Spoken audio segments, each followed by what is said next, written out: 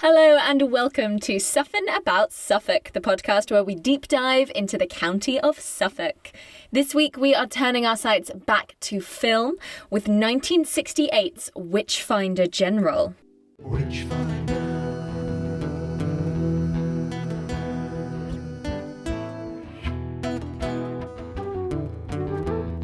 Directed by Michael Reeves, the movie was shot at locations across Suffolk and Norfolk, including Lavenham, Kersey, St John's Church in Rushford, and Kentwell Hall in Long Melford. It's now considered one of the holy trinity of the subgenre of folk horror films, alongside The Wicker Man and The Blood on Satan's Claw. In this episode, I deep dive into the movie with Jason Figgis, John West, and Matt Marvel.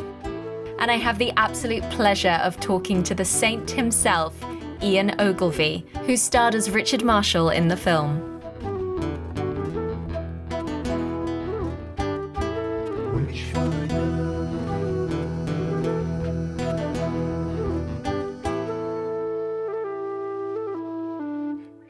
So joining me today to delve into the depths of 1960s folk horror are from BBC Radio Suffolk. You know him, you love him, it's Matt Marvel. Hello, how are you? I'm good, thank you. Welcome. Film producer, actor and author, among other things. He knows where to find the best ghosts in England. It's John West. Hello, how are you? Great to be on your wonderful show. Thank you. And award-winning film and TV director, Jason Figgis. Great to be involved, guys. We are here, of course, to talk about 1968's Witchfinder General. The IMDb breakdown. A young soldier seeks to put an end to the evils caused by a vicious witch hunter when the latter terrorizes his fiancée and kills her uncle. So, I've seen this movie before today. John, when did you first see this movie? 1980s. It may have been Channel 4 ITV, and I've always been interested in the English Civil War and sort of witchcraft and that, so that's why I watched it, and being a big fan of Vincent Price. And I was just amazed. I think it's Vincent Price's best performance, and I've now got it on Blu-ray, and I've watched it, God, probably about 50, 60 times, but it's a wonderful film. Never seen anything like it before. It was really good. And Jason? I saw it for the first time on VHS back in the heady days of before they labeled things video nasties. So you pretty much could get anything and watch it and be deeply disturbed.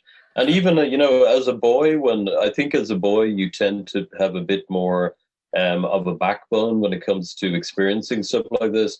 But even as a boy, I was really horrified by it. I couldn't believe the level of violence. But what felt like very real violence, and I think that's what disturbed me most. But a great film, a really great film. Yeah. And Matt, have you ever seen this film before? No, the first time I watched this film was this morning, about 9:30.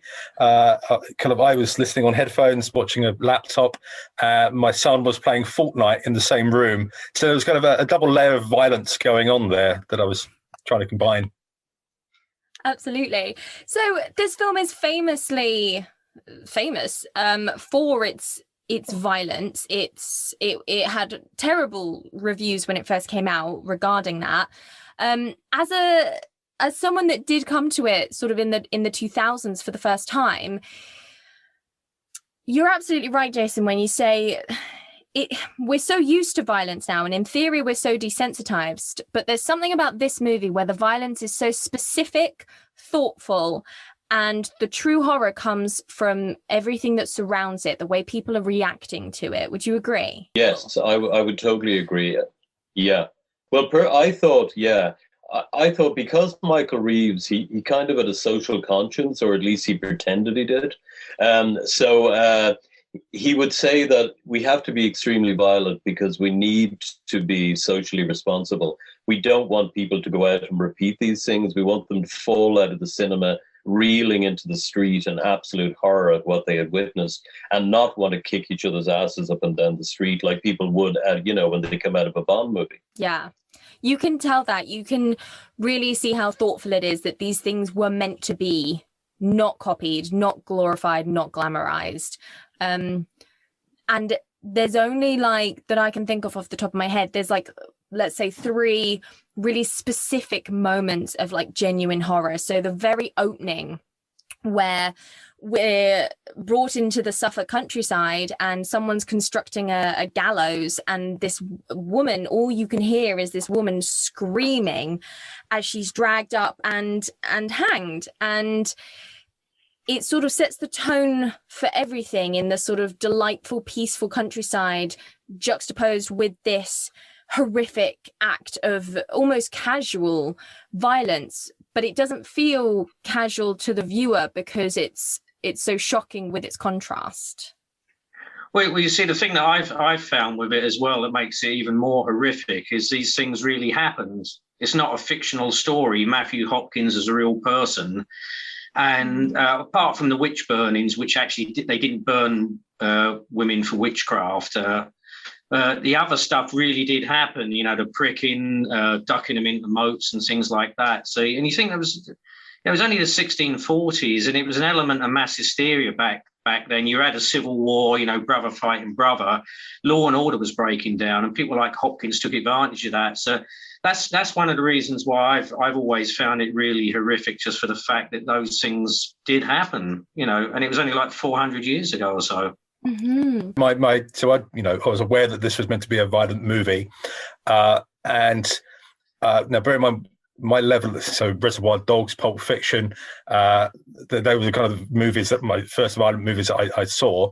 So compared to that, this wasn't that violent, and that's what hit me about the film, that my level of expectation was maybe a notch or two higher than it should have been.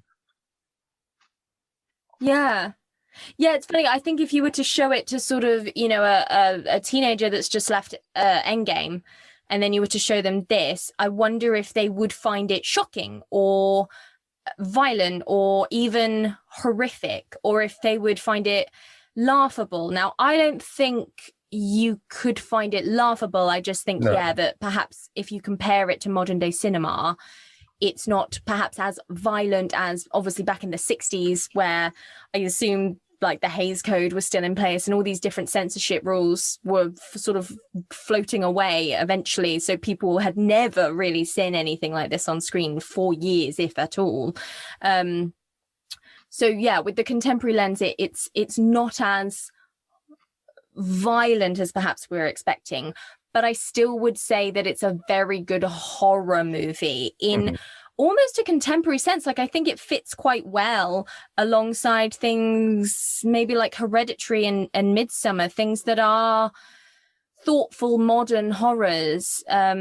And of course, Midsommar is a folk horror, which Witchfinder General is now known as. You know, it wasn't ever intending to, that wasn't a thing back in the 60s, but it is now. Are you guys aware of the folk horror genre?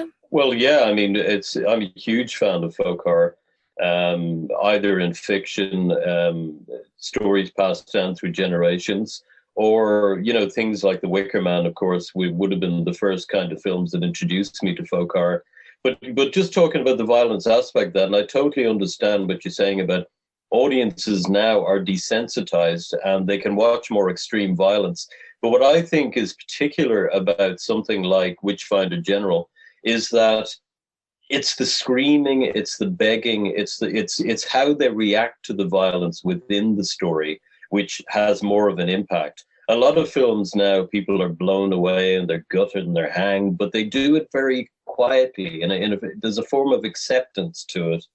Whereas in films like this, what I used to even find as a child, that if I saw somebody screaming, I turned the sound off. I could watch the violence, but I couldn't hear the reaction to the violence. And I think that's an important... But I got to say, Quentin Tarantino did that very well with Reservoir Dogs, because let's face it, Tim Roth doesn't shut up for the entire film as he's bleeding to death. I mean, he's literally screaming and crying and begging and trying to live. And that was what was very disturbing about Reservoir Dogs, which Quentin Tarantino understood the human aspect and impact of violence, which is more disturbing than the act of violence itself.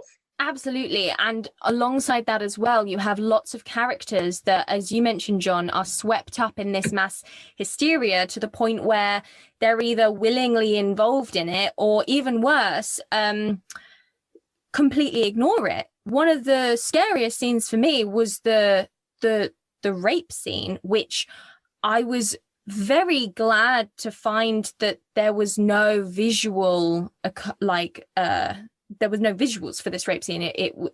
The camera moved away, but what it moved to was someone who was witnessing it chose to ignore it, rode off, and then told Matthew Hopkins about it, probably for money or whatever. And that was worse than if I'd had to endure a full-on, horrific act of violence and abuse. Well, I mean, it's often been said, isn't it? What you don't see is, sometimes the imagination is worse than what you can see. So, it was a pretty horrific scene. And incidentally, following on from that scene, it's missed by many people who've watched the film. There's one little glimmer of humanity in Matthew Hopkins. What it is, he's told that Sarah, he was basically seducing, she was giving herself to him so he wouldn't kill her father. He's told by this farm worker or whatever, that Stern has brutalized Sarah. And for a brief second, he turns away and there's a tear in his eye and there's some emotion, and then boom, it's gone. And it's back to Matthew Hopkins, who doesn't give a damn. So even Hopkins in that sort of era and what he was doing, briefly they showed some humanity, even if it was only for a second. And another bit that's really horrific for me, although you don't see anything, it's after the witch burn in Lavenham Square, and you've got children baking spuds in basically what's left of the woman, and I even when I first saw that, I thought, God, a woman's been burnt to death, and they watched it, and then they've gone and baked their spuds in her remains. I mean, for that to me is so horrific, just the fact that those kids didn't give a damn. Yeah, it's chilling, isn't it? The screams disappear and the embers come onto screen, and as you say, everyone's just sort of like, "Oh, nice, bit of charcoal. Go play around in that for a bit." And it's like, yo, that's like a person. That's Elizabeth. Yeah, so to go back to Vincent Price's performance, which is heralded by many as his greatest in all of time. I don't know how like many other Vincent Price performances that you've seen. I watch Theatre of Blood. I try and watch Theatre of Blood once a year, and it's very Vincent Price. It's very camp and over the top and villainous in a sort of stupidly Shakespeare way. And this performance is so incredibly down to earth. And I don't know if that's because, I mean, it is entirely to do with the director, Matt Reeves. But I wonder if it's because he's playing a real person and I don't know. What do you think? Why is this Vincent Price's best performance? Well, I would say, and I'll let Jason cut in as well on this because he knows quite a bit about the background to it. I've seen most Vincent Price films, and great actor, but he can camp things up. And he wasn't Mike Reeves' choice in this film. He wanted Donald Pleasance, so he wasn't happy. But American International Pictures, who were co-financing the film, said you've got to have Vincent Price because they'd done a series of Poe films with Roger Corman. So they said you've got to have him. So there was bad blood there, and he clashed with the director because he wanted to play it as Vincent Price, And Mike Reeves said no, you've got to downplay it. And there was all sorts of problems on set, and I can elaborate a little bit more about them. Perhaps Jason would like to cut in and explain a bit more about the problems Mike Reeves had with Vincent Price and vice versa. Well, of course, as John said, Michael Reeves didn't want Vincent Price. He had his heart set on Donald Pleasance. So that was an immediate problem. The other problem was that Michael Reeves was trying for realism in everything that he did going forward. Let's face it, it was only his third film. The film prior to this was The Sorcerers, and he'd gone to some very dark territory in that. But he was constantly trying to develop his skill as a director working with actors. And you got to remember, he was only in his early 20s when he made this film. But he really felt he had to assert himself with a legend of the horror genre in Vincent Price, who was a giant in every way, 6'4", standing his full height, and would use that at times to look down physically on Michael Reeves and try and intimidate him. But it just came to the point where Reeves said, look, I'm the director of the film. This is my project. I have to have you performing in it. So if I'm going to have you, you're going to give me the best darn performance that you've ever given in your life. And of course, Vincent Price fought him every way. And John's got a great story about wine guns, and he'll tell you. But he fought him every step of the way. And then, of course, they had that famous moment. It's an incredible moment where Price got really irritated, and he stood to his full height, and he said, "Listen, young man, I've made 100 movies. How many have you made?" And of course, Reeves turned back and he said, "I've made 3 good ones." And he did. Things settled between them a little bit. But then it has to be remembered that because Michael Reeves pushed it so far and kept telling him less, less, less, you're camping it up, stop camping it up, bring it back, pare it down, that the amazing outcome of that was when the film was released, Vincent Price wrote him a letter apologizing that he was going through some personal issues at the time, personal and professional, and he didn't want this, what he thought was an upstart, coming in and telling him what to do. The master of this kind of cinema. And he wrote in this letter, and he said, "You made a very fine film, and it's one of the best performances I've ever given." And to his dying day, Reeves carried that folded up in his wallet on his person at all times. That's so great. That's so great that he had the humility to be able to turn around and see what a masterpiece it was, and that he almost had nothing to do with it, and that it was all the director for getting that performance out of him. Matt, are you aware of Vincent Price? What did you think of him in this movie? Well, I found out about that story that was just told earlier on when I was kind of doing some kind of background research. Yeah, I thought he was great. Have I seen many films with Vincent Price in? A handful, but I enjoyed the performance. Yeah, and it was more down to earth. I mean, I think I've probably seen some more campy performances in the past, but yeah, I enjoyed this.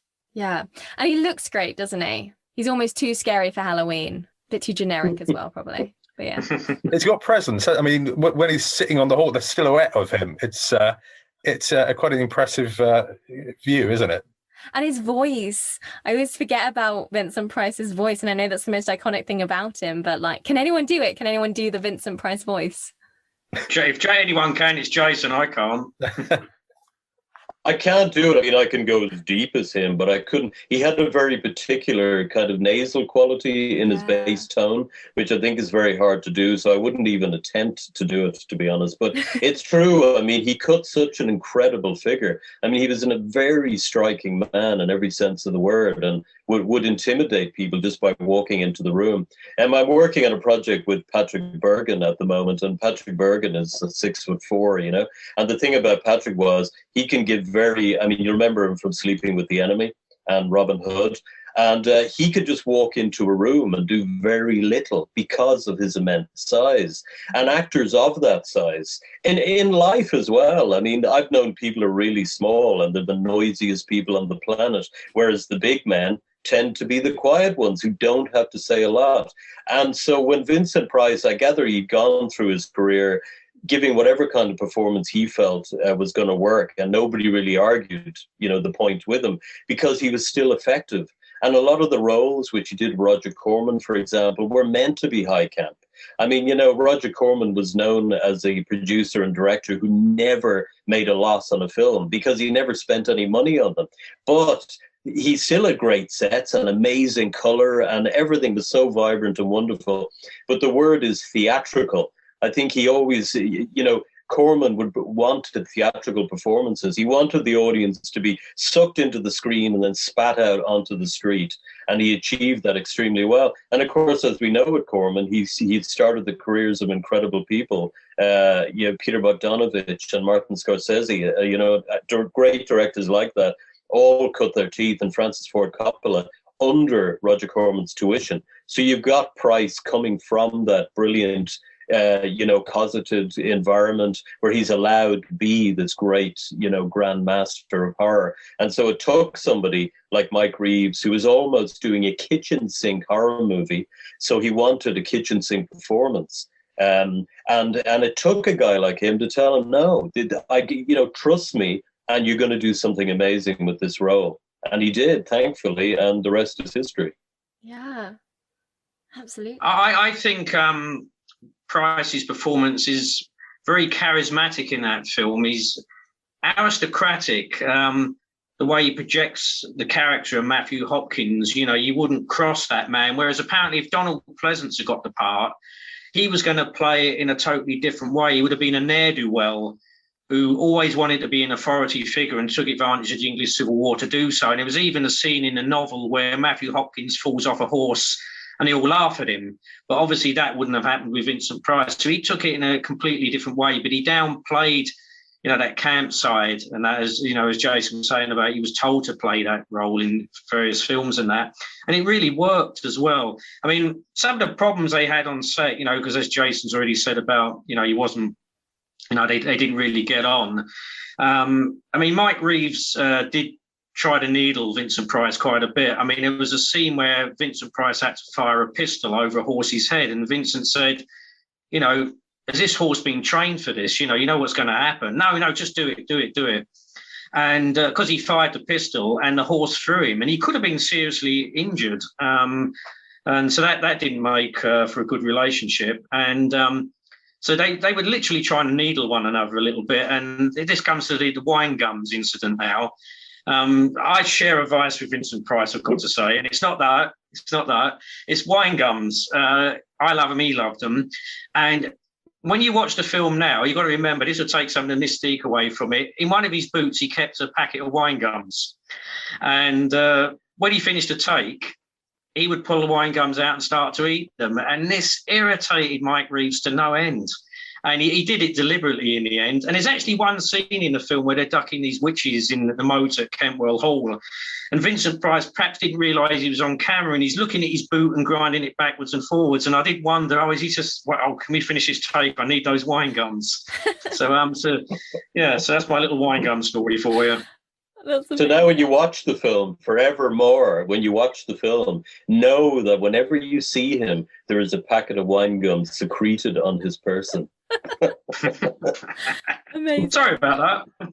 So is it true then that the beating at the end, that he was told to go in hard with the axe, and Vincent was wearing padding to protect himself because he'd been given the nod that this was going to happen? Well, I mean, I've spoken to Ian about this quite a bit, and because we're hoping to do a documentary looking at the making of the film with Ian presenting it, and we talked about it in detail, and he was saying that, oh yes, indeed. Mike had actually said to the producer, we're going to go to town on this, and I'm going to get Ian to really thrash him with his axe. So the producer basically said, look, Vincent, we're going to have to really pad you up for this just for safety. And of course, Vincent was happy with that. They covered him in layers and layers of stuff, but they didn't want the cat to get out of the bag that Ian Ogilvy had been instructed to hit him as hard as he could with this prop axe. So, Ian felt bad about it, knowing what was going to happen, and he tried to hold back a bit. But of course, you can only hold back so much or it doesn't look real. So he had to really kind of give it socks. But luckily, Vincent was well covered in padding, so he didn't suffer anything more than mild bruising. He did. He certainly suffered for his art. The thing was as well that, again, annoyed Mike Reeves, the night before, because it was the final scene, it was in Orford Castle in the basement where the well is. And Vincent Price had been drinking. He was hungover, so that didn't impress Mike Reeves at all. And he actually, as Jason said, he told Ian Ogilvy to really lay into him. And although he was padded, he did come out with some bruises, and he had to do take after take lying on this stone floor, with a hangover.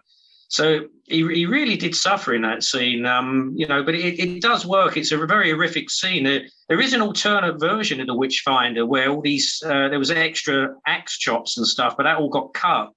So, it's a great scene. But yeah, poor old Vincent, he came away with a few bruises, as Jason said.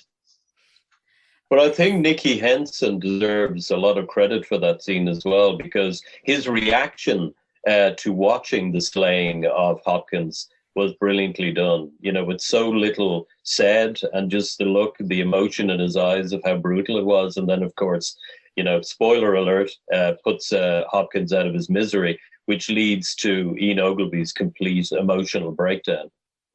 So that was a really nice piece for for Nicky Henson and Ian Ogilvy to collaborate on together as well.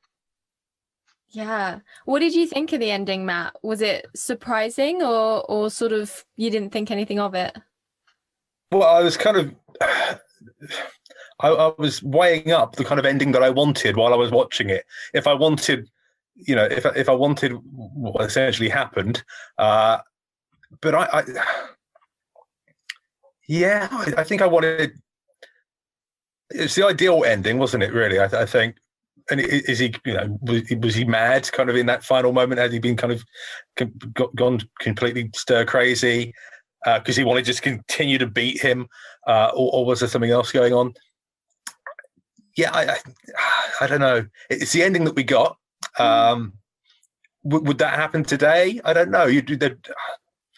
I could imagine the kind of surviving and then going off to commit more crimes potentially.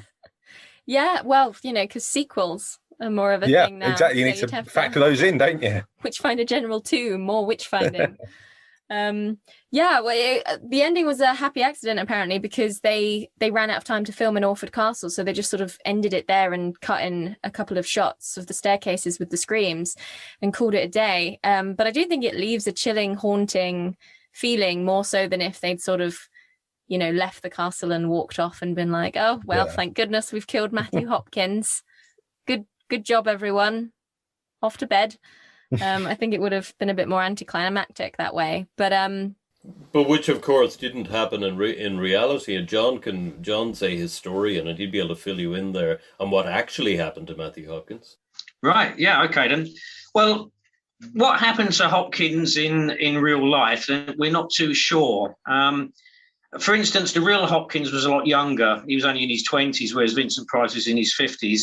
He probably died of TB and was buried in 1647. So that's what happened to the real Hopkins. In the film, there were two alternate endings, and they were literally just scrapped because of lack of cash. It was originally going to have a happy ending. Stern, who's Hopkins' assistant, who's played by Robert Russell, meets these gypsies, and he attacks this woman. She fights him off and blinds him, and the gypsies stake Stern's character, Stern. And Hopkins is grabbed by Ian Ogilvy's character, and he's forced, he's basically half drowned in a pond or stream, and then he's strung up, and that's the end of the film. So that was, and they walk off happily ever after, Sarah and Ian's character. The other one would have been a bit more horrific. Vincent Price was going to be burnt to death by Ian Ogilvy's character, and Nicky Henson shoots him through the head to put him out of his misery. And Ian Ogilvy is so outraged that he hasn't suffered enough for what he's done. He rushes towards Nicky Henson, and Nicky has to shoot him through the head. And that's a really gloomy ending. But the thing was that Mike Reeves was then told by Nicky Henson, he said, well, hold on a minute. He said, I've just got a pistol. He said, I've shot this trooper, I've shot Vincent Price, and I've shot Ian Ogilvy, but I'd have to reload because these things only fire once, and then I've got to put powder in a musket ball. And he said, God, I didn't think about that. He said, because it's not a pistol, it's not a revolver. So he said, oh, scrap it, we'll think of something else. And then they came up with the axe scene, and obviously he still shoots Vincent Price, but he doesn't shoot Ian Ogilvy, literally, because he would have said, well, wait a minute, Ian, I'll just put this ball in and I'll do this and before you go to attack me. So, yeah, so that was the other alternate ending. But I think the one that they showed works. I think a happy ending, Sarah and Ian's character walking off hand in hand wouldn't have worked. So I think it's very bleak, the ending that they had. Basically, Ian Ogilvy's, gone mad and so's his girlfriend. So wife. Oh, his wife, of course. Yeah, because they unofficially got married in the church, didn't they? Yeah. So, because there was no priest around because they'd hung him. So, yeah. Ian didn't hang him, but, the Witchfinder did. So I'd read earlier that for the German market, they filmed more of the sex scenes, longer sex scenes. Oh, they did. Is there truth in that? You want to know about the sex scenes? Yeah, but the producer himself, Tony Tenser, filmed those scenes. Because Reeves didn't want to have any involvement in it. So Tony Tenser went and shot them himself. He got in some some strippers and shot the scenes and then spliced them into the European version. Why? So yeah, that version is available on the Blu-ray. You can have it as an alternate cut. So yeah, it was just literally for the European market, as Jason said, because they just wanted a bit of women going topless, basically. That's the only reason why it was added. It just doesn't make any sense for the story. Do you know what I mean? Like, it doesn't further character or plot or narrative or theme. It just... It's very 60s. It's how I imagine 60s cinema was. Well, no, we can do lots of stuff now. You got to think, Emily, right, that during that time, Hammer were starting to lose favor because they weren't going the more gritty route. They wanted to start seeing breasts, and they wanted to see naked bums, and they wanted to aim at a bigger marketplace. And in Europe, they're much more open about sexuality. They're much more open about their bodies. They don't have this fear. They walk on the beach naked. They don't care. So they expect to see that in their cinema. They expect to go and see what they see as realism. Nudity, and this is just part of what they expected to experience. So Tony Tenser wasn't thinking as an auteur. He wasn't thinking as an artist. He was thinking as a businessman. He goes, well, if we're going to sell it to Europe, we got to say there's naked women. We got to have posters with naked women. We got to go say that you're going to see it all. This is modern horror. You'll see the naked women. You'll see the violence. You'll see the horror. So it was really only a business decision. It had nothing to do with the strength of the film or the story of the plot or how it was going to move along. Do we know if that worked? Yeah, did it work? Well, it would have worked, absolutely, for Europe. But I still think it was still a little bit in Britain. There was still a little bit of that kind of coyness about our bodies. And probably still the whole idea of, even the weather alone. People don't want to take their white pasty bodies out into the beach and be seen. Whereas in Europe, it's been part of their culture and their heritage for thousands of years to kind of express themselves through their physicality as well. So I think, to them, and not necessarily that it worked, but that it was what they expected. Whether it was the kind of movie they liked, it was what they expected to see. Yeah. No, it makes sense. And I think, of course, Britain still is reeling from the Victorian era of oppression and ideals from that. I'm glad that you said that, because that's put more historical context into the decision, whereas it's so easy to just sort of pass it off as like, ew, why? That does make more sense. But if you even think of Hammer movies in the 70s, the women that they got in to play the vampires who were going to be naked, like Ute Stensgaard and that, they were European women who had no problem with nudity. So they were either Russian women or Swedish women or German or French women. They had no problem with it because it was part of their heritage. But even they realized in Britain that they were going to be hard pushed to be able to get English women to go topless or naked in films. So they went for the European counterpart. We mentioned earlier Kentwell Hall. So, of course, the reason we are covering Witchfinder General today is because it was filmed almost all in Suffolk. So did you spot the Suffolk landmarks, Matt, as you watched it? Oh, well, that's what I was looking out for. It's like, I watched The Dig a couple of weeks ago, whatever, and you're like, what, is that really filmed in Suffolk? Or they used another location for that? So Kentwell Hall, I noticed that straight away. When I've been out and about radio reporting, I've had the BBC Radio Suffolk van parked in that location before with the satellite dish up broadcasting. It's a fantastic location, isn't it? And for me, that's kind of, one of the reasons that I like the film is I've been there, I know that, and before my knowledge of the film has been the East Anglian Daily Times or something, 5 years ago, or on some kind of date that's 20 years or 30 years or whatever.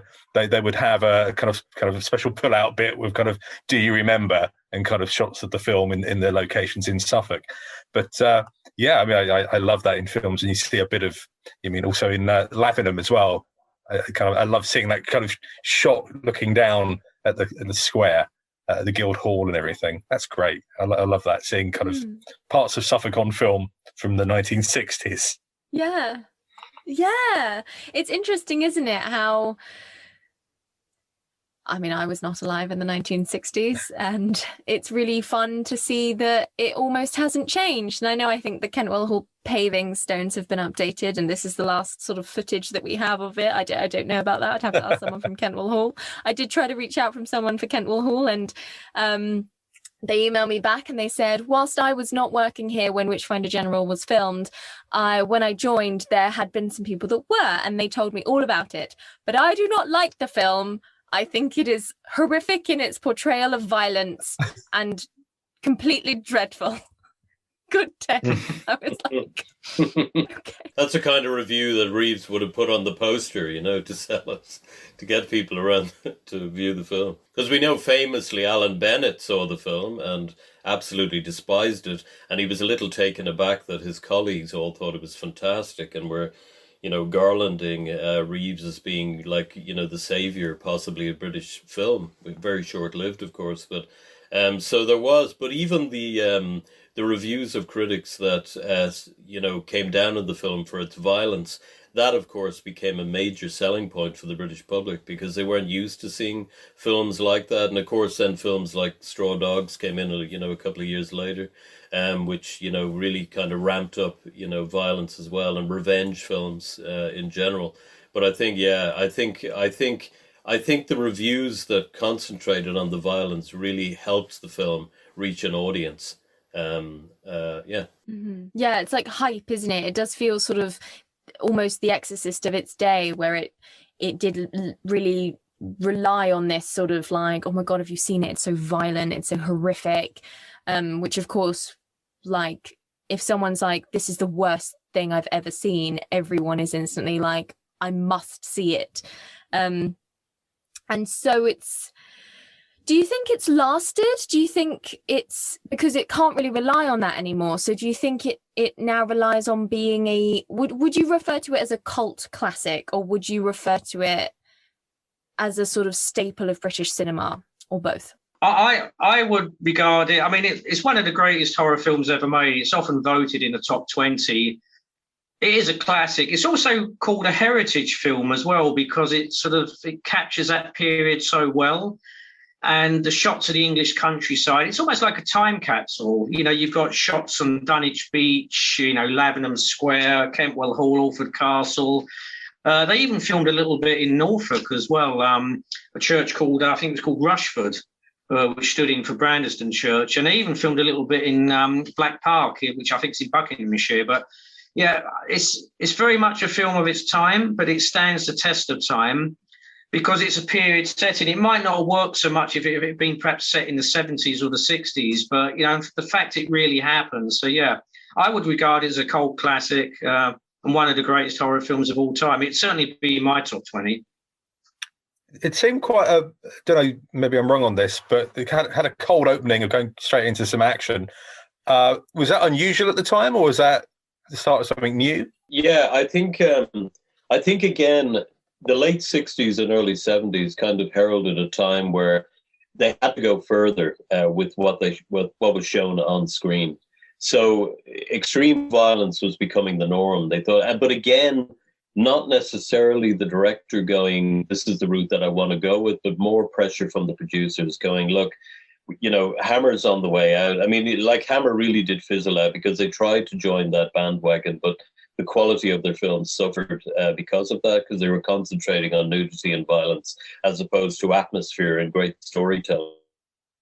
When they adapted, you know, the classics in the 50s and 60s, so I think definitely it was edging towards a brutal decade, and I think a lot of that came about because of the Vietnam War, that people were much more aware of violence as a day-to-day, and also something that they were reading about in the news, and race riots in the US. So it became something that where what was happening in the news had to be reflected in the cinema that people were going to see, because they still had the alternative to go and see the Disney movie, or they could go and see a musical. But if they were going to see a horror movie, then it had to be horror. It had to reflect the brutality of life in the late 60s and early 70s. Mm-hmm. That's interesting. It does feel special. Could we also, at some point, perhaps talk about the rest of the cast as well? Because we concentrate on Vincent Price, but there was a sterling cast. I know we mentioned Nicky Henson, but we haven't really spoken about Hilary Dwyer, or even Wilfrid Bramble was in it, Steptoe, and Patrick Wymark and people like that. Yes, I love Patrick Wymark. I love him because folk horror, the sort of holy trinity of folk horror, if you will, are Witchfinder General, The Wicker Man, and The Blood on Satan's Claw. All three brilliant movies, and Patrick Wymark is in The Blood on Satan's Claw, and so it was really fun to see him in this one as a cameo of Cromwell. And I just wish he was in The Wicker Man to sort of get that hat trick. But no, I loved seeing him because I knew who he was, and it felt like a thing. Do you know what I mean? He was a very good Cromwell, actually. He had the look. It's funny, just after Witchfinder, he ended up being in the film Cromwell with Richard Harris, where he played the Earl of Stafford, and someone in his podcast is actually a direct descendant of the Earl of Stafford. Now, who would that be, I wonder? Well, that's me. I'm a direct descendant of the Earl of Stafford, yes, who was betrayed by Cromwell. So let's not talk about Cromwell, shall we? Oh, dear. You're still bitter about it. Still a bit. I was just going to talk about the woman, the only woman in, well, she's not the only woman in this movie at all, but the woman that gets a plot.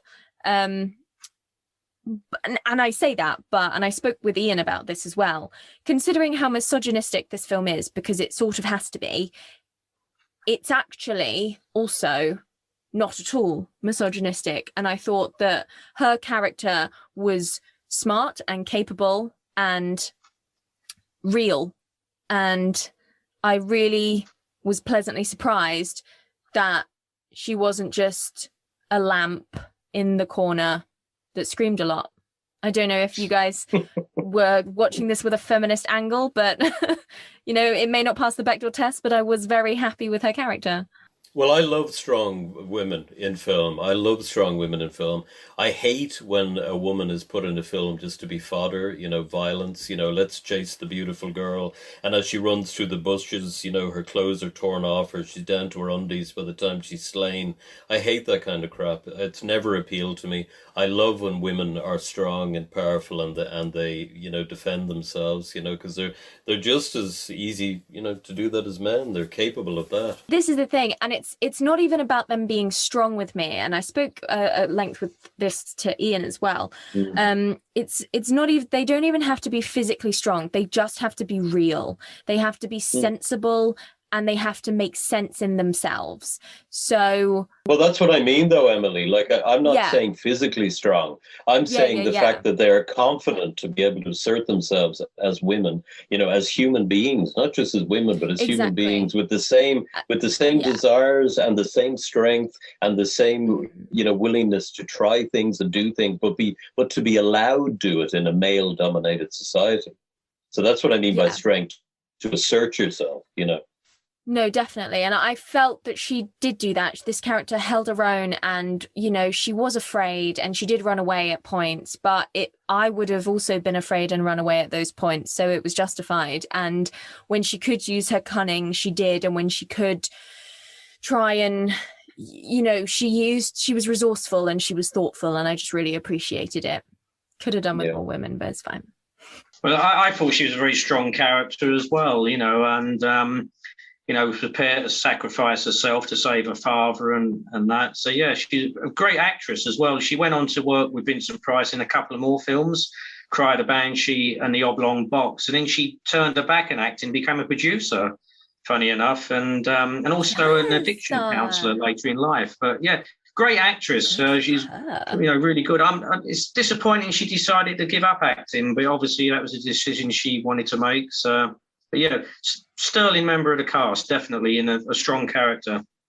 And you wanted to talk about, what's his name? William Bradford? I don't know who that is. Wilfrid Bramble. I'm a bit of a fan of Steptoe and Son. Before your time, it's before my time, actually, because it was the early 60s when it first started. But he had a cameo in it as a sort of very camp, almost gay Irish horse trader. And he's talking to John Stern, played by Robert Russell. And he says, "What do you do then?" He said, "Oh, we're Witchfinder." He says, "Oh, very nice, very nice." So it's a little bit of a comic element. I don't know why he was in it. Was he just in that area for the day? And do you want to be in our film? And we'll give you 50 quid for 2 minutes of your time. It was great seeing him, and look, it brought a smile to my face when he popped up on screen. And there's a lot of mouth action going on. His mouth acting's fantastic. His whole face was just alive. The constant, he would like look at the spit on the floor and then like glance back. Like, great comic performance, and really, it fits. It works. You know, I wasn't taken out of the movie at all by it. I was like, oh, this is fun. Like, we can stop drowning women for 5 minutes and have a weird talk with this horse owner man. Brilliant. I really, really loved it. I guess the other kind of comedic moment is quite near the start, where they're riding through the woods and they're ribbing each other about ungodly thoughts, which I thought was quite fun. It was like it's like a kind of white van man, kind of all the workers in the van together, kind of ribbing each other about stuff. Yeah, it was a really nice sense of like brotherhood and like comradeship, and like these are friends, and it made you really root for them, and it made you. And it ties into why the ending is so strong, and it's because you know these characters and you feel for their friendship and the sort of remains of it on the floor with Vincent Price almost at the end, and you're like, oh no, they were buddies. Now look at them.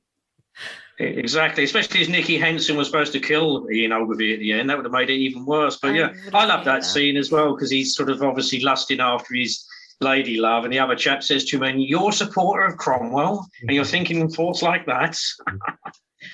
Robert Russell played Stern. We've mentioned him, but we haven't really discussed his character. He was a real character. Hopkins did have an assistant called Stern, and there's a story that Robert Russell was dubbed for the film because his voice was too wimpy, apparently, and they needed this menace. But he's a great actor. I know this is in doubt, apparently, because there's another film that he was in with Peter Sellers, one of the Clouseau movies, and the voice is almost the same. So they think, is this just some sort of myth?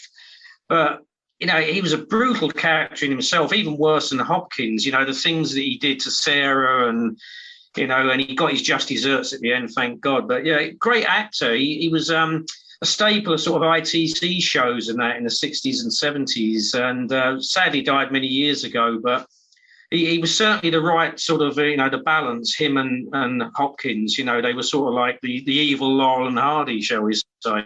I was going to say Laurel and Hardy. It's that brilliant dynamic, isn't it, of like servant and master, but he's such a fascinating character, and it's such a great performance. Stern feels not even necessarily a little less educated, just more willing to cause harm to others, whereas Hopkins will, as we've seen, use manipulation and cunning and logic to get what he wants out of life, more so than just a pleasure of pain, which Stern has, which makes him more frightening than Hopkins sometimes, because especially when Hopkins abandons him sort of a third of the way through the movie, you feel like, what's he going to do? But he's also expressed a cowardice and a fear of his own mortality, where he's like, Ian Ogilvy's after me and this is terrifying and I hate it. So it's really complex as well. It's not just a one-note villain. It's brilliant. Great movie. So Ian was riding behind the horse because he loved to practice on the horse. He said the time of his life making the film, you know, and he kept going up and down. He said he was going along this roadway and he saw what he thought was a pile of rags on the side of the road. But as he got level with it, he saw it was Vincent Price, and all he heard Price say was, "It's so darn pretty and rides so well, I hate it."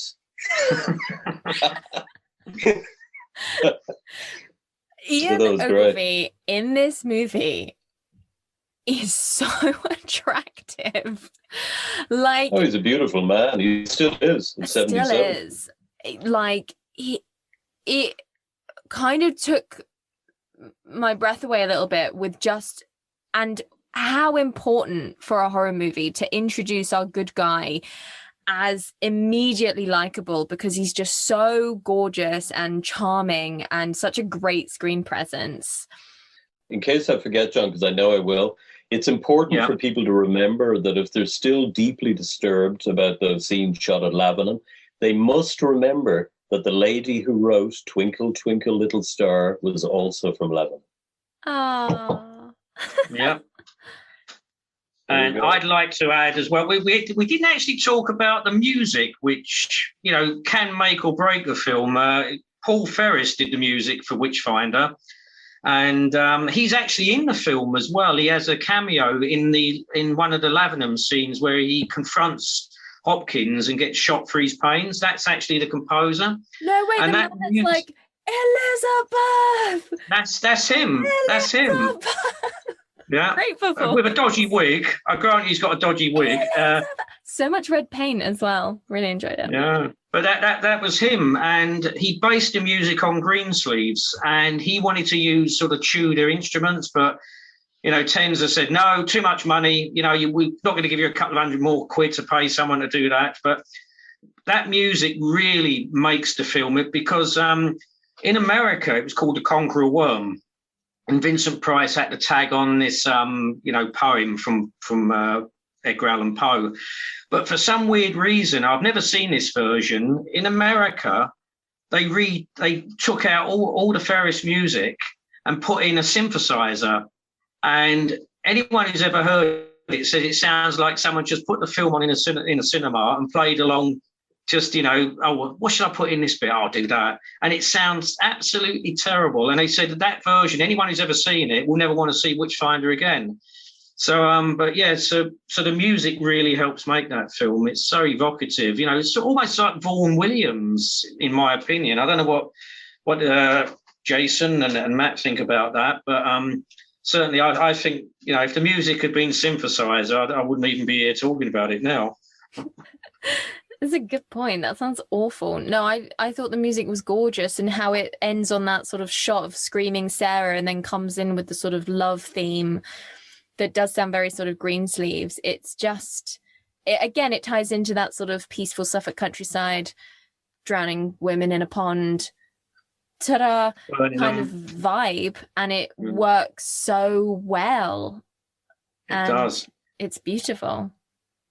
Well, they actually released that theme as a single, and I think the title was the Matthew Hopkins Love Theme, which is very surreal, because I can't imagine, you know, sort of dating someone. Well, dear, what shall I put on? You know, we're having a romantic meal. Shall I put on the Matthew Hopkins Love Theme, dear? And, oh, yes, certainly, darling. So, yeah, he didn't chart, but he was a great composer. He died quite young, but, yeah. He appears in the film anyway, so he's preserved on celluloid for all time. But brilliant composer, wonderful music, certainly. Well, my final thoughts on Witchfinder General. Great film of its time, a heritage piece. In my opinion, Vincent Price's finest performance. There's a sense of sadness, though, about when I watched the film, because Mike Reeves was such a great director, and would have gone on to do so much more in the way of film. He had so much talent. He I think he was 25, 26 when he died. Yeah. And you do feel robbed, you know, because he died literally the following year. And his ashes were cremated. His ashes were scattered in Ipswich Cemetery, apparently. I didn't even realise this till I was doing a little bit of research. But I just feel robbed that he never got the chance to do more films, you know, and where he could have gone with that talent, you know. He's certainly up there with the other greats, you know, other great directors, definitely. So, yeah, great director, wonderful film, great cast, and Vincent Price, cherry on the cake. Yeah, it's one of those kind of lucky productions where everything fell into place, even though Vincent Price fought with Reeves, you know, throughout the production. As we've already covered, he came back and he said, you know, it was one of the finest performances he'd ever given, and that was down to Reeves being so forceful and not being intimidated by him. But also the setting, I mean, Suffolk is a beautiful place. I mean, I've filmed stuff there myself, and it's a wonderful place to be, and there's a certain mood. There's a kind of there's a particular atmosphere to East Anglia that is unlike anywhere else. So I think the landscape was a very important character in Witchfinder General, and that kind of misty feeling of, you know, looking into the distance and that soft focus, you know, the further off you look. There was a very, just a beautiful feel to a horrifying film. And a couple of other points about it as well. We have to remember that proof that Vincent Price and Reeves bury the axe, excuse the pun, is because they were going to work on two other projects together. They were going to work on The Oblong Box and Scream and Scream Again. So they had signed up to do further films. And the final point I'd like to make is that there is a misconception amongst a lot of people that Reeves committed suicide. And of course he didn't. They recorded at the inquest an open verdict, but that's because he had been taking sleeping pills because he was suffering from insomnia and he was having real problems with that. But the general belief is that he had woken up in the middle of the night, forgotten that he had taken sleeping pills and had taken another dose of them, and that mixed with some alcohol they'd had during the day had caused his death. But certainly anyone that thinks that he committed suicide out of depression because his career wasn't going the way he hoped, which was mentioned at the time, people need to dispel that and realize that it was an accidental death and he would have gone on to do great work. That's really, really sad. I thought it was alcoholism. That's really awful. It is such a waste. It's like Heath Ledger all over again. Yeah. Just a horrible accident. It's a film that's been on a long list of films that I need to get around to watch. So I'm incredibly grateful, that you've kind of forced me to watch the film, and I'm glad that you have. And it's one that I'm going to watch again, just because there's so many new stories and new threads of things that I want to piece together. So yeah, I'm definitely going to give it another watch. Yeah, got to look out for those wine gums. So yeah. Witchfinder General, I watched it. It's very I first saw it a few years ago when I was doing one of those top 100 British movies of all time, blah blah blah. I think it was on there. I went and rented it from the library. I got confused because sometimes it was called The Conquering Worm or whatever, and I was like, okay, America. And I really enjoyed it back then, and I think it kick-started my love of the subgenre that is folk horror. Were you aware at the time that you were doing a folk horror film, or is that something that's been applied to it later on? Applied to it later on. Mm-hmm. Mike Reeves, who's the young director who I was in all his movies, including his little amateur ones when we were both about 15 years old. A lot of people think that he loved making horror movies. He didn't at all. He had no great love of them at all, but he was awfully keen on making a name for himself as a successful, money-making young director. And in those days, one of the ways of doing that was to make horror movies. So we made 3 horror movies, which he didn't, he was quite proud of them all, but on a technical level. But in terms of the horror side of it, he quite enjoyed throwing blood around and all that sort of. But he was a serious. I'm not saying horror movie makers are not serious filmmakers. Of course they are. But it wasn't a great love of his. He just wanted to be successful and make money for the producers. So they would go and hand him all sorts of projects. And the movie he was planning on next was from a little book called All the Little Animals, which I was not going to be in, he said. And that's not a horror story at all. It's an extraordinary, charming, and they made a not very good film of it with John Hurt a few years ago. But yeah, he wasn't. So no, we weren't aware at all. We just knew we were making a kind of nasty, bloody, gory movie. But folk horror, no, we did. That's yeah, that's the sort of academic sort of term to talk about it professionally now. But I find that so interesting because you always expect, coming back to something that was made in the sort of 60s and 70s, when technology and ideas and thresholds of what audiences are willing to put up with have expanded and changed and evolved so much, you always think you're going to be sort of disappointed, if you will, with the thing. And of course, what we always forget is that because there wasn't all of the things that we have now, it often relied on story and character more so than perhaps things do now. So you'll find that old movies are often better than current movies. And Witchfinder General is so interesting because it's so well known for being this tour de force of like, oh, they were faint. It was the Exorcist of its time, almost, it seems, from what I've read, where people are like, it's ghastly, it was just disgusting, it's so awful. And much like when you pick up Madame Bovary and you're like, ha ha ha ha, here we go, like, oh, banned literature, and there's like not a single sex scene, and you're like, what? Like, why, what? It's similar for Witchfinder General. All of the violence that's really genuinely horrible violence, like rape, is off screen. And the true chilling nature of the movie comes from everything around the violence. And that's so clever, not because of an avoidance of censorship, like in Gone with the Wind, where you don't see the amputation, you just see Scarlett sort of screaming in the doorway. It's that there was a conscious decision to have people be there and react, or more importantly, not react to the violence. And I just think that's so clever. And I just think it's a real shame that your poor friend and the director went so soon, because I genuinely feel he was a master of his craft. I think you're quite right. I mean, it was very sad, I think. Yes. I think Mike sitting, if he was sitting here next to me, I think he'd be grinning his head off, because it's awfully not easy. What I mean is, an awful lot happens between a thing being made and it being appreciated many, many years later, and all sorts of sort of undeserved accolades are given to a thing which were never even sought after when they were being made. You understand? Yeah. So sometimes there's a certain amount of, oh gosh, look at what he did there. Well, that was an accident, and he didn't know he'd done it at the time. You know what I mean? I mean, we were just making. I mean, it was the biggest film Mike had made. It was still a very small budget.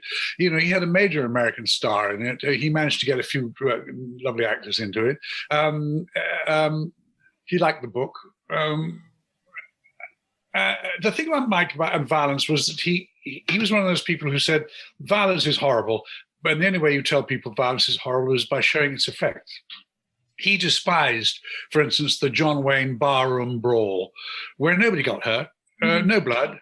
People went through windows and got smacked in the face. If you hit somebody in the face with your fist, you'll break his cheekbones and your knuckles will smash. You'll never see that. It's glorified. The violence is glorified. He said, I don't want to glorify violence. I want to make it disgusting. Now, that's what he got a lot of criticism for, because people said it was gratuitous. Yes, it was gratuitous, but his idea was to make it look horrible, And it worked. It genuinely worked. And you're right. It's so interesting how in later years as critics, we sort of apply all these like, oh, weren't they so clever? And I think it's wonderful that at the time they were just like, oh, that's free, we should use that. And someone's like, the use of that was just so smart. Love it. So had you been to Suffolk before? Have you ever visited before? Yes. First of all, I was a native of Essex for a bit. From between 7 and 14, I lived outside Colchester. So that's fairly nearby. Yeah. Yes, and indeed, I'm fairly sure that Mike and his mother lived in Suffolk. I'm almost certain. I'm desperately trying to remember the name of the village that they lived in, and it's so long ago and I can't remember. But I certainly visited Suffolk. Yes, sure, yeah, yeah. Amazing, because it's one of the few films that genuinely there's so much of Suffolk in it, which is so rare. And upon my recent findings with the Dig that's recently come out on Netflix, sort of everyone's available to talk. They only did 1 week of filming in Suffolk for the Dig, and it's because it's sort of impossible because there's no travel lodges nearby and hard to get to, and there's lots of winding roads, sort of thing. But did you all stayed in Bury St Edmunds? The Angel Hotel in Bury. I'm sure it's still there, isn't it? Oh yes. Yeah. And yes, we all stayed there. You see, here's the thing: moving a film crew around is very, very expensive, as you probably know. And they didn't have the budget for that. So once we settled on a location, we found our central spot where we could live, and then everything was found within a relatively short distance of Bury St Edmunds. Really, we were lucky to get those army lands. I'm not sure exactly where they were, but all that horse stuff and galloping was all done on army ranges, they had nice smooth roads, but then real miles and miles and miles of forests and woods and the fields beyond it. That was all very useful stuff. We had Lavenham, of course. We had that wonderful old church and its accompanying vicarage, which was lovely. Yeah. I mean, that's why we didn't move very far. Once we got ourselves to Bury St Edmunds, we were there. Yeah, stay there.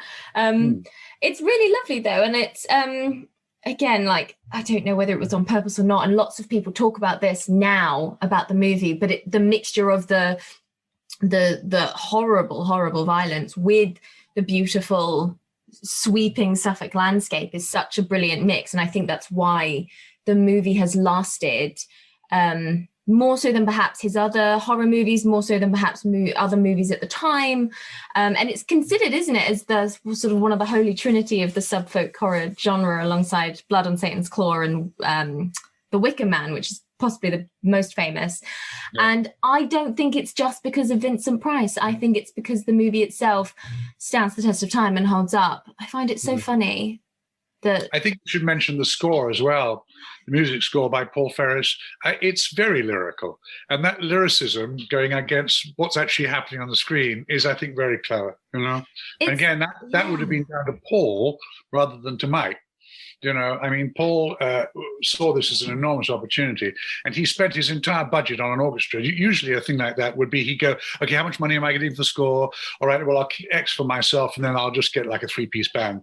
So he spent every penny on a full orchestra, which is why it has that very rich sound, you know? It's a bigger score than a movie like that would usually get. Yeah, and it brings a weight to it, and the closing moments where that sort of the love melody comes in across the credits after a truly horrible ending. And again, see, that ending is a complete accident, you know. There was more to the script than that. I think the original script was something to do with the Witchfinder runs away, and I think he actually kills Sarah, and he goes and hides in a gypsy camp or something, and then I catch up with him in a gypsy camp. I don't remember, but there was more to the script than that, and that ending really was a complete accident, simply because we ran out of time in Orford Castle. Oh, another great location. We ran out of time.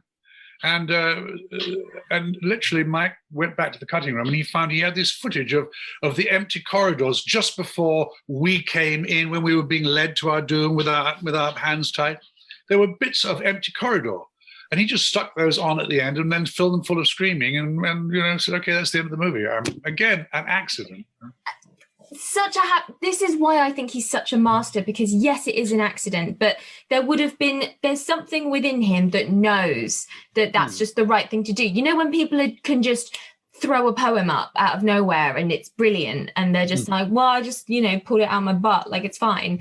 But you're like, you have an innate talent within you. And of course, the screaming on the closing echoes the screaming on the opening. And we've come full circle. And like, if you want to start applying criticism to it, you see such a detailed, clever film. And I absolutely adore that it wasn't necessarily a passion project, that it wasn't necessarily ever meant to be anything more than what it was. Everything was just accidental and thrown together at the last minute. And yet, I mean, in a sense, of course, it was a passion project, because all of Mike's movies were passion projects, because he didn't really have the backing of a studio. He had to try and sell them on his own merits and things. So getting a movie off the ground, even back then, was not easy. No. And so once he'd got it, then of course it became a passion project. And of course, the other thing about it, he really was. He was incapable, really, of talking about anything other than movies. I mean, it was his complete life, really. If you didn't like movies, spending time with Mike Reeves could be a kind of boring experience. We all love movies, and that's what we did all day long. We watched movies. But that was his thing. And so everything really was a passion thing for him. But you're right. I mean, the subject matter wasn't, no. Yeah. I absolutely love that. He sounds so cool. He genuinely does. He sounds so much fun. I was really interested as well. Watching it this time around, I was a little bit wary. I was like, uh-oh, what's this going to be like in terms of misogyny? Because the subject matter is, of course, horribly misogynistic, as is the film. And yet, again, there are lines written in and actions made and choices made by actors that actually combat the misogyny, not overly progressively for the time, not to shit on the 60s, but obviously they were different times. And I think I was surprised with how unoffended I was, if that makes sense. Yes, good. Again, unconscious. I mean, back in 1967, the Me Too movement wasn't around. we all had awful attitudes, to be honest with you, back then. All us men, we really did. I'm afraid. Yes, I'm one of those people who agrees with absolutely everything in terms of the progressive movements and all those things. But I also say, it's awfully little unfair to judge the past by the morals and standards of today. We ought to have felt like that. The fact we didn't was that none of us did, really. But you're right. I mean, the Hilary Dwyer character is still a damsel in distress, and she's a strong one. But at the same time, she is still the classic damsel in distress. And of course, all the witches are mostly women.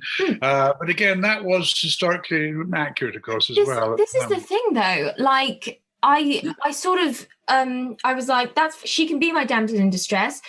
The witches can majority be women, but there was always a man there as well. They weren't the majority. It always seemed quite equal in that sense. And also, you're absolutely right. It's historically accurate. So it would be silly to force something like that in.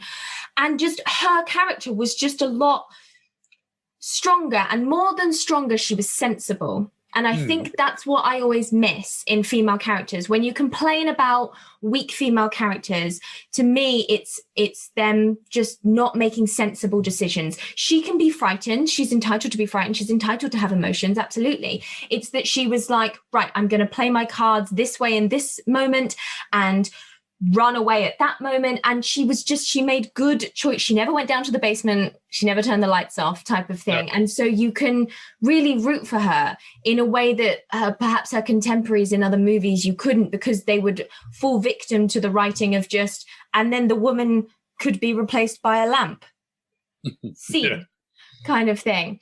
So it was really good. And also the sort of equality of, as the poor witch was being lowered into the fire, you also had the reaction from the sort of husband or boyfriend. So it was always, it was never like, we hate women. It was like horrible things are happening to lots of people and everyone's just kind of semi-cool with that. Which is horrific, and that's where the horror comes from. There are lots more movies today that don't intend to be misogynistic that end up being more so than these movies that are, but just because of the choices that they've made in the writing and stuff. So I was really pleasantly surprised because, all stories came from the main sort of 7 tropes, as it were, and you can't avoid a damsel in distress. Somebody has to be in distress for the story to happen. And yes, that was always women. And that's fine, because it was like 1968. So I mean, now Richard Marshall would be gay and he'd be rescuing his boyfriend. How wonderful would that be? That would be really fun. Just for a bit of representation in there. Because they must have existed in the 1400s. The LGBT community. Just very secretly, I guess. And another perfect excuse as to why they would be accused of witchcraft. So indeed, yes, absolutely. Yeah. Can all tie it in. Yeah. I think Cromwell would have had a hard time with it, but there we go. Yes, Cromwell is in this movie, played by, I want to say Richard Wayward. Is that wrong? No, it's Richard. What's his name? No, my brain's going as well. Let me get onto IMDb, because he's in The Blood on Satan's Claw. But he's not in The Wicker Man. Right. So he doesn't quite hit that. Patrick Wymark. Patrick, not Richard anything. Patrick Wymark. He was quite a big television star, and he did quite a lot of films as well. That was the thing. Mike managed to get 2 or 3 people in little tiny roles. The other one was Wilfrid Bramble, who's playing the old shepherd, with the most outrageous performance in the world. He was there for a morning. From about 8 o'clock in the morning to we finished with him by 11 or 12 or something. But he got billing because he was a big television star at the time. Same with Patrick. And who else did we manage to get little tiny parts? I think that was it in terms of cameos. Yeah. Amazing. Yes. I mean, Mark said we can't do the Battle of Naseby because we haven't got the budget. So what we'll do is we'll do after the Battle of Naseby. We'll be sitting around having lunch. We can do lunch. We can't do the Battle of Naseby. It's clever. you know, it works because you you get it. It's so well written. It really is. Like, you can't fault it for that. Yes, well, a lot of that's got to do with Tom Baker, you know, his writing partner.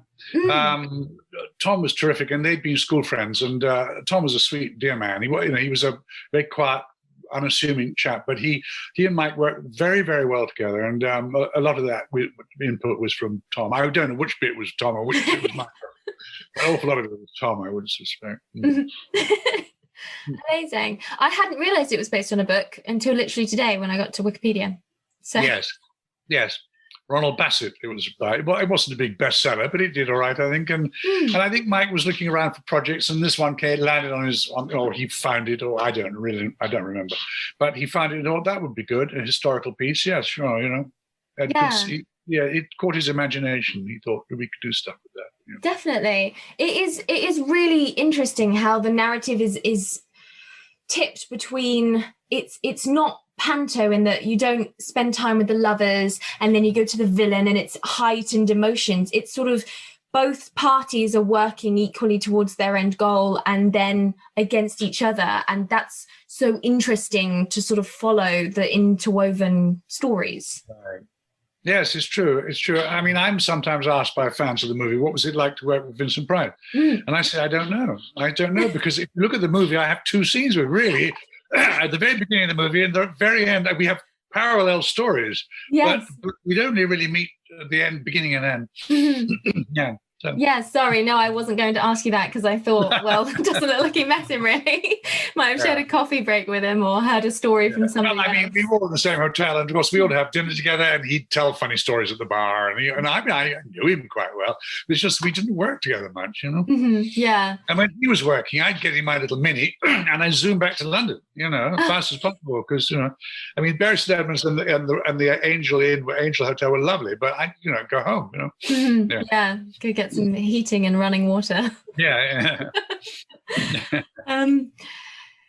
I think that's. And Vincent was in his element, of course, in Bury-St Edmunds, because when he wasn't working, he'd just go around all the antique shops because he was a great collector, and he bought tons of stuff and shipped it back to America. Yeah. Oh, amazing.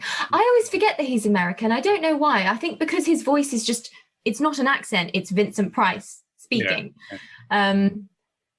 And it's always a shock to me whenever he opens his mouth, even though you know what Vincent Price sounds like. It's so, grating's the wrong word because that makes it sound like it's bad, but you know what I mean. It's very distinctive. I can't do it. I can't do it at all. People do that, but I can't do his voice. No, I don't think I think I need to smoke some more cigarettes before I do it. But yeah, I guess, have you visited Suffolk since, just to bring Suffolk back? Trying to think. Been to Norfolk, of course, been to Norwich several times. Norwich being a major touring city for when you're doing plays. Yes. I'm not sure. Suffolk has got Ipswich, hasn't it? Has it got a theatre there? We've got two. We've got the Regent and the Wolsey, which sometimes take touring companies, but not so much as if you're only coming to this side of the country once, you'd go to Norwich. Yes, that's right. So that's why I don't think I have really visited again. It's odd. I took my American wife back to my childhood home in Copford, which is just outside Essex, and it was extraordinary. I've never been back since. And to go and see a place that you remember from last time you were there, you were about 14. And I've lived there for 7 years, and how small it had become, you know. Yes, of course. Yeah, but that's as close as I can say I've been getting to Suffolk, I think, recently. Yeah, it's fair. I just like it. I mean, it's lovely. The thing about back then, when I was young, is that East Anglia was not that easy to get to. There were no motorways back then. It's still not that easy to get to. Yeah, and it's a pig to get to, but it's easier now, isn't it? Ish. Yeah, sure. Yeah. What's your favourite memory from the movie? I've always been a rider, so I quite enjoyed all my horse scenes. He was an impossibly difficult horse to ride. He was very, very big and very, very strong, and he loved to run really fast. And once he got going, he was almost impossible to stop. So I would say to Mike, I need another half mile beyond the end of line, because he's just a killer. He had a mouth of iron, but he was terrific, and he was tireless. He just would pound on and on and on. So I liked all that. I never liked being in horror movies very much. I mean, I did several. I worked for Amicus. I did a couple of movies for Amicus as well. And I never liked doing horror movies very much because I don't like looking frightened. I don't like action. I'm what they. You were too dashing to keep distorting your face in fear. Yeah, I'm what they used to call Mike Styler acting light comedy. I'm a light comedian in the sense that I drawing room comedies, yes, cigarette, sort of martini, and one arm up on the mantelpiece. That's some sort of reaction. So the whole fear horror side of it, I never really enjoyed very much, but I did enjoy the action sequences. They were nice and fun, and I loved working with Mike because he was. I think I wrote about him, but that he was one of those directors who always said he knew nothing at all about acting or how they did it. So he said, all I can do is cast it right and hope for the best. He said, because the most directing Michael ever said is, he said to me, could you do it a bit quicker? Or do you have to run like that? And I said, like what? He said, like a gay chicken. He said, but with Vincent, of course, it's a well-known thing about with Vincent is because he never wanted Vincent. He wanted Donald Pleasence in the part. And Vincent came along, and Vincent thought that he was going to do another of his wonderful Edgar Allan Poe, eye-rolling Mask of the Red Death, Fall of the House of Usher performances, which were camp and grotesque and large, but great fun to watch. Mm-hmm. And Mike said, no, this was a real character. I want you to be real. I want you to... And that's why a lot of people say this is one of Vincent's best performances, because of Mike. Yeah. But all Mike's direction was in the negative. Please don't do that. Please don't.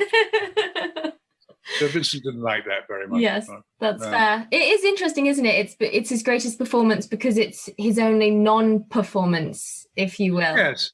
I mean, he toned it down, and the toning down made it more, I think, much more effective. I mean, he could have done his eye rolling and his... Absolutely. I mean, I watch Theatre of Blood every Halloween and it's marvellous, but there's something more sinister in this because it's proper film acting. I find film acting impossible because I'm a face maker and I can't... Yes, well, we're not allowed to do anything. I mean, I have to say, Emily, that I've only recently discovered how to act in movies, and I'm very old, the trick is to do absolutely nothing and let the audience make their own judgments on it. And nothing on the inside either, because I was always told you're a very loud thinker. Like, we can see your thought process. I'm like, which is wonderful on stage, but terrible on screen. But yeah, impossible. Any other sort of stories, I guess? I talk to you all day. My mum realised who I was about to talk to about 5 minutes before I logged onto Zoom. She was like, wait, is that Ian? Is that the set? I was like, yes, it's good. And she's like, oh. I was like, oh God, okay. Say hi from me. I will. Any other memories or stories about it? No, not really. I remember how uncomfortable it was a lot of the time. Mike never had the budget for sort of lovely big trailers or anything like that. Mm-hmm. And we were expected to do nearly all of our own stunt work. When I say stunt work, I mean action, really. Yeah. Actors who say they do their own stunts mostly are lying. They're not allowed to. The insurance company won't permit it. But what they do is their own action. And if you can ride a horse, then you're expected to ride a horse. But quite as fast as I was riding it,